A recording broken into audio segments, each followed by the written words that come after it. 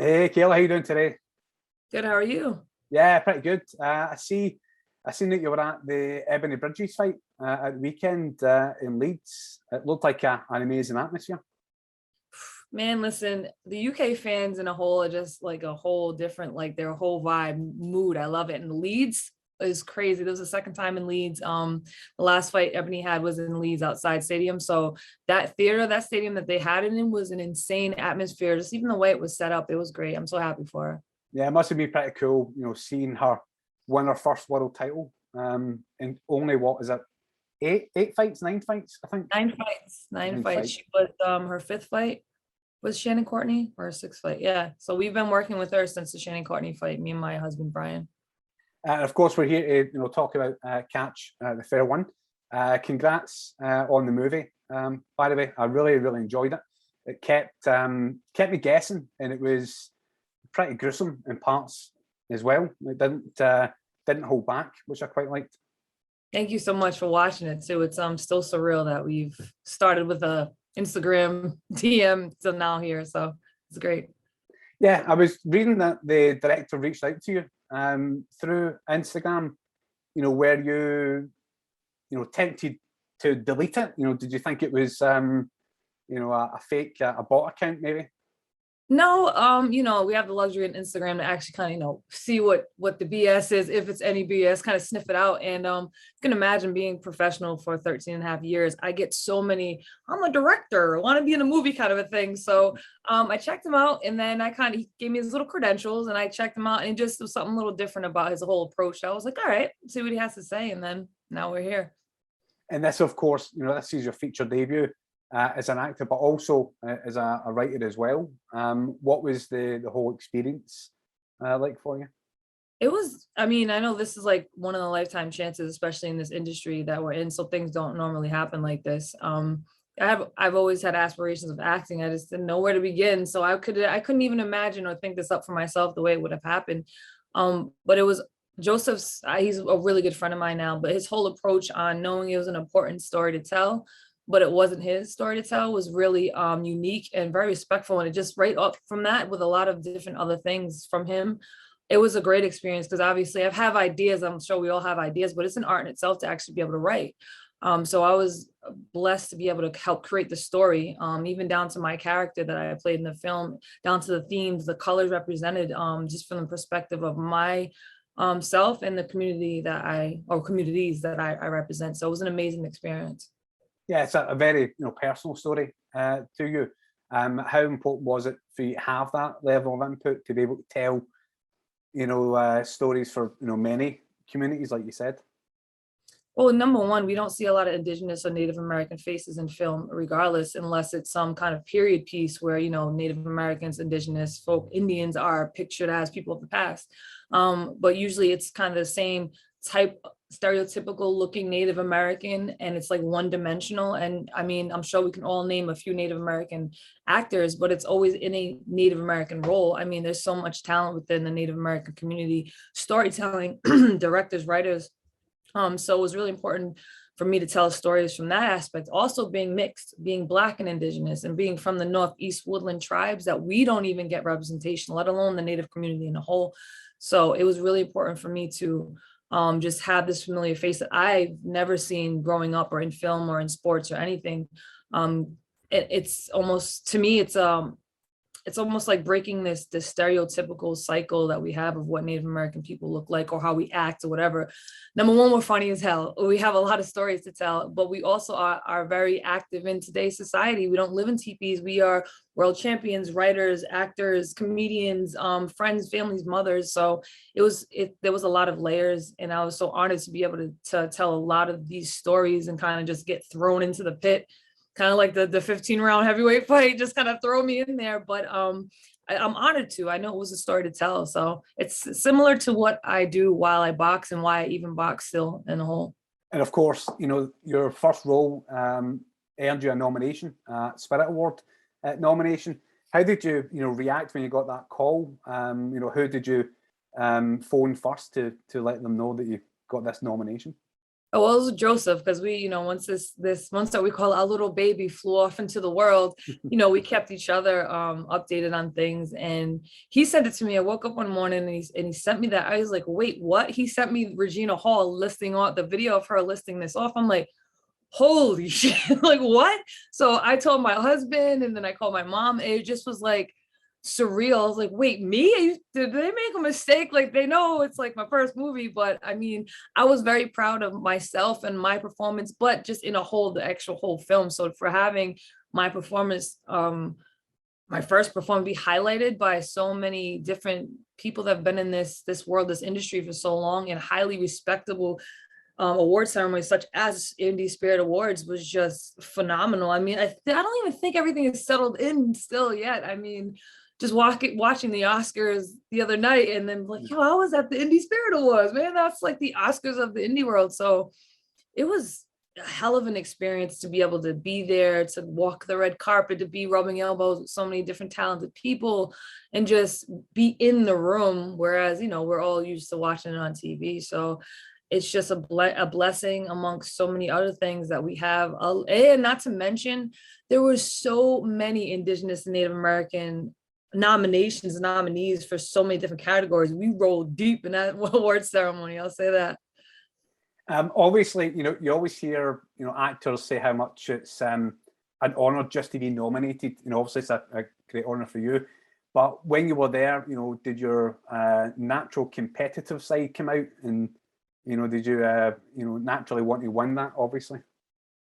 Of course, I'm a OCD Virgo, and I love to win. I'm very competitive. I'm one of 5 kids. I have 2 brothers that are always competing with me. So of course it did, but again, that's some of the whole cliche. It was an honor just to be one of the nominations. I mean, that would have topped it off, but the more and more I sat there, the more I'm like, oh wait, if I win, I have to say something. Like I speak in front of people, but it was like showing up to a world title fight, not knowing if you were going to fight or not. It was insane. So, yeah, I was happy just to be there. It would have been nice to win, but I have this opportunity and this door open into this industry that I'm sure there's going to be many more opportunities for me to possibly win. Everything happens at the time it's supposed to. So just being there now I know what to expect. And of course, you mentioned, working with Joseph, collaborating with him as a writer, but what was he like working with as a director? What was he like on set? He was like, he's just an awesome human being. He's such a caring, loving person, and he wants to make sure everybody's comfortable.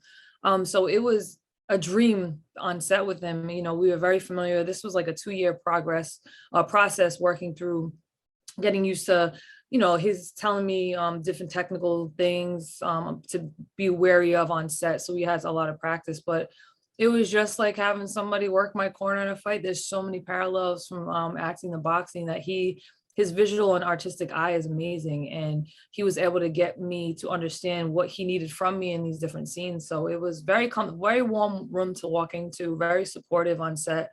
Even when I had to do these hard takes over and over and over again and over and over again. So it was very supportive. And of course, you're naturally, you're naturally able to deal with fighting in front of big crowds, thousands of fans. What was it like to then, work on an indie film where there's only a dozen people on set sometimes? Was that even more nerve-wracking? It wasn't, because just like when I fight, I don't really hear the crowd. I feed off of them, of course, but you kind of have this tunnel vision, and with you have to be very present in the moment. And just like acting, you have to be present in the moment, reacting off your partner or whoever you're working the scene with. So I didn't even notice the people, I didn't notice the DP behind the camera or this one standing here, the lighting and all that. It was kind of just focus what's up right in front of you in the task at hand. So it wasn't more nerve-wracking, but I was more nervous to try to have to prove my worth, or that I wasn't just another athlete trying to act and I sucked. So that was probably the most nerve-wracking. The first day, I'm like, I know these people are so annoyed. They probably think I'm just another athlete that's trying to act. So I gotta, what I do best is prove people wrong. I've been fighting all my life in more ways than one. So that was probably the most nerve-wracking part. In Catch Fair One, it's tackling a few different serious issues. What was it like for you? Was it quite emotionally draining, to be tackling sex trafficking and all those things pretty head on? It was, and it is every day in the perspective of every Indigenous person, no matter where on the world they are, is when we have these things that are so ancient in the past, but they still are in the present, just in different forms. You know, I live and breathe this every day, from time, sometimes up close, sometimes from afar, but you know, I am really a fighter. I am really Indigenous and Black or Cape Verdean, and I'm really Two-Spirit and all these other things that we tried to pull from my real life to kind of give this character a lot of layers and color. It was more or less cathartic, because I was working through my own things, but also I had to make sure that this story was told and that the audience was getting what the messages we were trying to convey with the heartache, the loss, the sense of not belonging, sadness, just emptiness, and that this is really real themes that the Indigenous community feels when we lose our people to murder and kidnapping and all these genocidal actions that have been taken against our people forever. So the same type of emotions that I have for why I fight and why this story needs to be told, it wasn't really about me. It was like, I'm just this vessel that I have to, you know, do it by any means necessary. At times it was very emotionally draining. At time it was really close to home. You know, the people asked me what the hardest scene was, and the obvious hard scene was with Kaylee and her mom. That was very emotional, but the one that really got me and it was hard to get through is at the end when, you know, my character is looking at somebody right in her eyes, and it was so real to me because I was looking at, like, in a whole, like, why I do or why I'm doing what I do, even though, you know, this is acting, but it was so real. It was really hard to get through, and it was no words either. So it was very cathartic. It was very healing, and hopefully these types of films telling our stories creates the space for us to just start telling our stories the way we want them to be perceived and start healing from them too. And the way that it's filmed, you know, we see everything very up close, you know, from your perspective, and it's pretty intense. What was that like to work through? Well, you know, I don't like watching my fights sometimes because I just pick out all the negative and mistakes. So even just watching the playbacks, like the days, it was like, oh my God, this looks really weird. Like, it took me a while to actually see my face up close and personal, but we wanted the audience to be with her the entire ride because this entire journey was on her back, and we wanted the audience to be up close and personal, maybe take a break for a second. But it was one of those things that you got dropped in a little late and you leave a little early, and it leaves you questioning a lot of things. So I will say it was odd at first. The first time I saw her actually in a big theater inside was in France. And I was like at like 10 a.m. in a full theater full of these like film enthusiasts and people that love film. I almost puked. But it was, I understand like the reviews and what people were saying about the commanding presence and everything. I kind of got what everybody else saw because I really, for a long time, I couldn't see it in myself from a lot of different aspects of my life. So I was pretty proud of myself. You feel detached almost, like you're sitting in this big theater and you're watching your own movie. You know, that's you on that big screen. Yeah, I mean, I set the bar pretty high, and it was funny because my family, you know, everybody knows me as me. Like, my husband's my best friend. We've known each other forever. So like I was showing him a cut of it, and he's asking me questions like, I'm like, it's not me, it's her. Like, he's like, well, why did you? I'm like, it's not me, it's her. So I think it was harder for everybody else close to me to get used to it other than me, because, you know, I was part of the process, editing process as well. You know, I saw it from start to finish. I was part of pretty much every aspect of the filmmaking, even in post-production, where we actually had a lot of time versus the short period of time to scramble and throw it into the film festivals due to COVID, which was actually a blessing in disguise. I learned so much, and I kind, you know, I'm used to it now. But there's still posters out there that people randomly see that's like huge posters of my face. I'm like, still a little weird. Still a little weird. It's going to be a collector's item for sure. Yeah. Are you working on anything at the moment? Any, you know, movie ideas or anything that you're, you know, looking to maybe pitch? Anything in the pipeline that you'd like to share?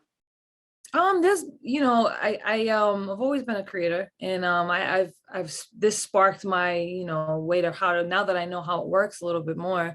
I've definitely have a lot of ideas. Me and Joseph, you know, we're gonna collaborate again, probably many times. We have talked about different ideas about some boxing things or just different stories that need to be told. I have some stories that I think, from me, my personal perspective on a lot of things that I'd love to share. I know there's so many other shows and movies and people in the industry, indigenous people in the industry, like Reservation Dogs right now is hot. And I'm so glad that came out because, like I said before, we're hilarious and there's so much talent. I know Devery Jacobs, she's actually into writing now and she's shooting her first episode that she wrote. So it's just so inspiring, and I got a chance to talk to all of them. So I definitely am diving into the writing and actually, you know, just getting these acting things and my acting muscles tuned up. I've done countless amounts of auditions. I want to, just like with my boxing, make sure I sharpen these tools and understand the tools that I have, because boxing isn't forever. And you know, have the opportunity to kind of merge into this industry. So I sit in front of the computer and camera all day and practice and just, you know, the right project will find me, and I absolutely will continue to write and have these ideas. One final question. I'm a big boxing fan. What's going to be happening with you? Is the fight with Chantel Cameron going to be happening this year?